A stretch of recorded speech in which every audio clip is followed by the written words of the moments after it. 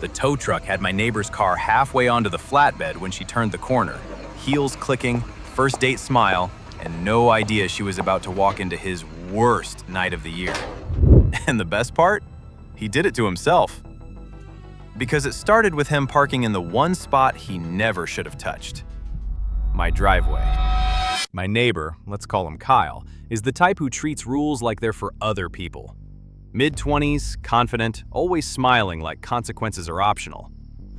And for weeks, his silver sedan kept showing up right in front of my driveway, fully blocking it.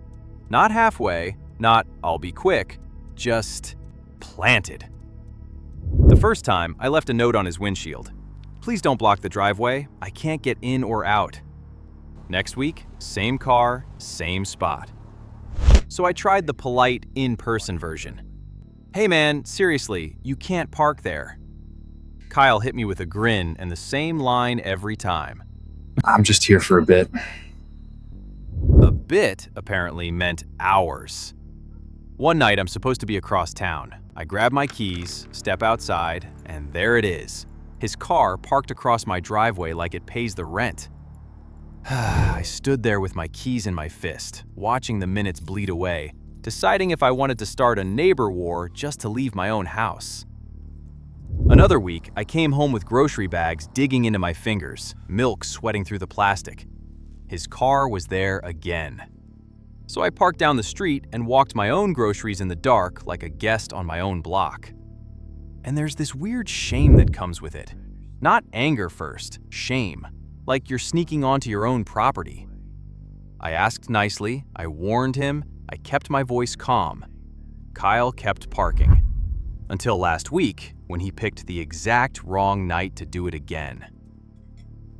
I turned onto my street and felt my jaw lock. His sedan was dead center across my driveway, perfectly aligned with ruining my evening.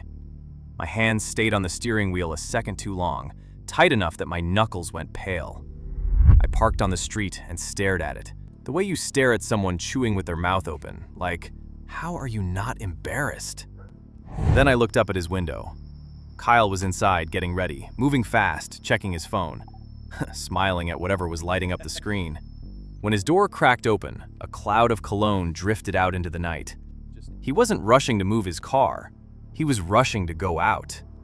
And in that moment, it finally landed. He wasn't forgetting. He just didn't care. So I stopped hoping he'd change, and I did the one thing I'd been avoiding. I'd already checked the rules. Blocking a driveway is towable. I just kept telling myself I didn't want drama. My thumb hovered over call like it was a launch button. Was I really about to start a neighbor war over a parking spot? Then I pictured myself standing outside, again, stuck, waiting for permission to come and go. So I called. The dispatcher didn't argue.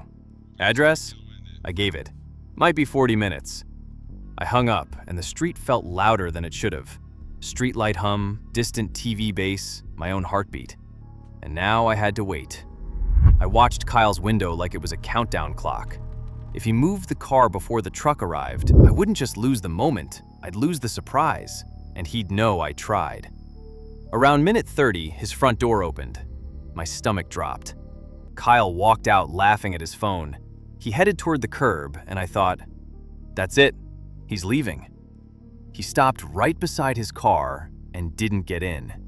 He checked his reflection in the window, smoothed his shirt, ran a hand through his hair, glanced right past my blocked driveway like it didn't exist, and went back inside.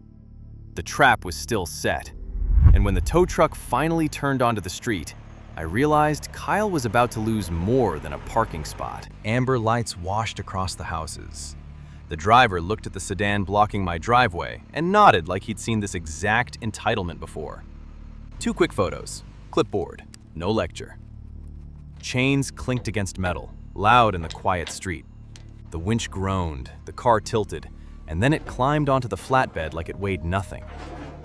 As the taillights disappeared down the road, I didn't feel triumphant. I just felt lighter. Like someone took their thumb off a bruise. I thought it was over, but then I heard heels on the sidewalk. She came around the corner dressed for a first date. Little purse, confident walk, checking the house number as she got close. Her heels clicked sharp on the pavement. Across the street, a curtain shifted. A porch light flicked on. Not bright, just enough to say, "We're watching." She knocked.